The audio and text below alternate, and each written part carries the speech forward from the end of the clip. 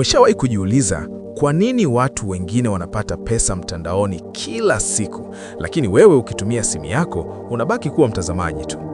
Una data, una simu, una muda, lakini bado hakuna kipato. Ukweli ni huu. Sio kwamba opportunities hazipo. Tatizo ni haujui pa kuanzia. Leo nitakuonyesha njia 5 halisi za kupata pesa mtandaoni ukiwa Tanzania. Na usikose ya mwisho, kwa sababu hiyo unaweza kuanza nayo ndani ya saa moja tu na ukaona matokeo. Sasa tuende kazi. Mambo vipi rafiki yangu? Karibu tena kwenye Tech Kijanja, sehemu sahihi ya kuichambua tech kwa lugha rahisi ya Kiswahili. Yaani tunasema Tech in Swahili. Kama unataka kujifunza jinsi ya kutumia simu yako kutengeneza pesa, hakikisha umesubscribe sasa hivi. Tayari eh? Okay, sasa twende moja kwa moja kwenye mbinu ya kwanza. Njia ya kwanza ni freelancing. Kwa lugha rahisi, hii ni kuuza ujuzi wako mtandaoni.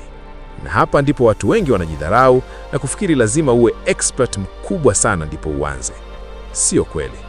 Unaweza kuanza na vitu rahisi kabisa kama kuandika maandishi, kutafsiri lugha, kuedit picha au hata kumanage account za mitandao ya kijamii. Kuna watu wanalipwa kufanya kazi hizi kila siku. Platform unazoweza kutumia ni kama Fiverr na Upwork. Mfano rahisi, mtu anahitaji logo, anaenda Fiverr, anaweka order, analipa $10, $20 au hata $50.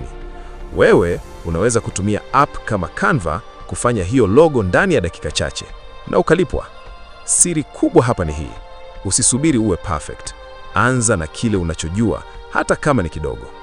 Kadri unavyofanya kazi ndivyo unavyozidi kuwa bora, na ndani ya muda mfupi unaweza kupata client wako wa kwanza. Njia ya pili ni content creation.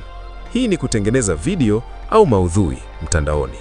Platform kubwa ni kama YouTube, TikTok na Facebook. Lakini hapa kuna ukweli ambao wengi hawapendi kuusikia.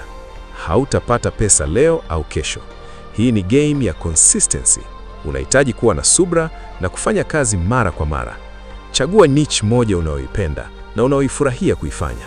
Inaweza kuwa tech, biashara, elimu au burudani. Kisha anza kupost video mara kwa mara. Njia za kupata pesa hapa ni nyingi, kama ads za YouTube, brand deals na affiliate marketing. Mfano, ukifundisha watu kuhusu apps, kampuni zinaweza kukulipa uwatangazie bidhaa zao. Au ukijenga audience kubwa, unaweza kuuza bidhaa zako mwenyewe.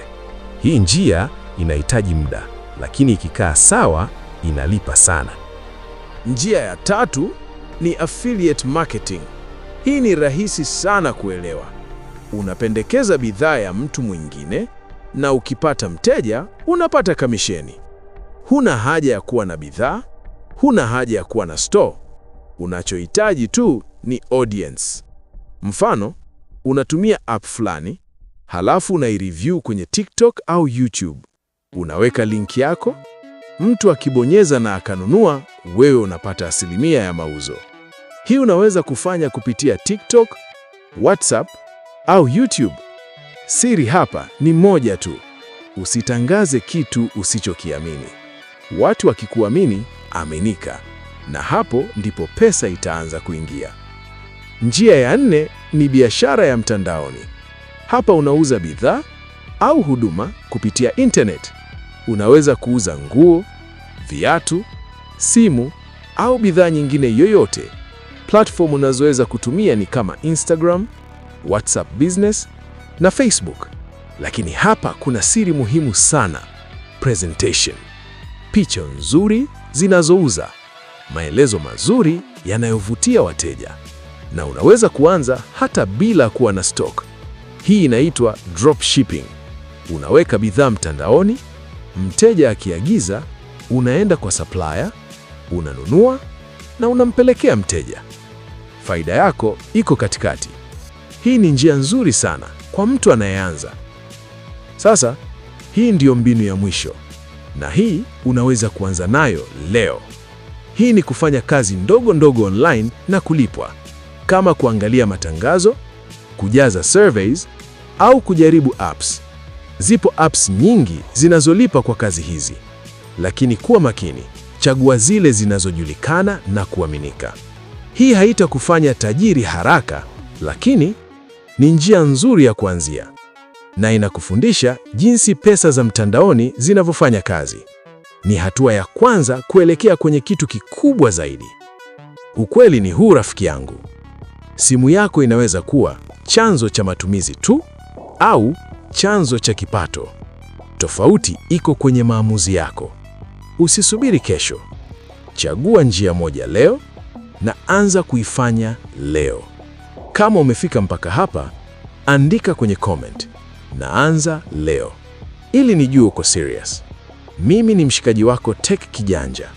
Like video hii kama imekusaidia. Subscribe kama unataka kujifunza zaidi. Tukutane kwenye video inayofuata. Bye.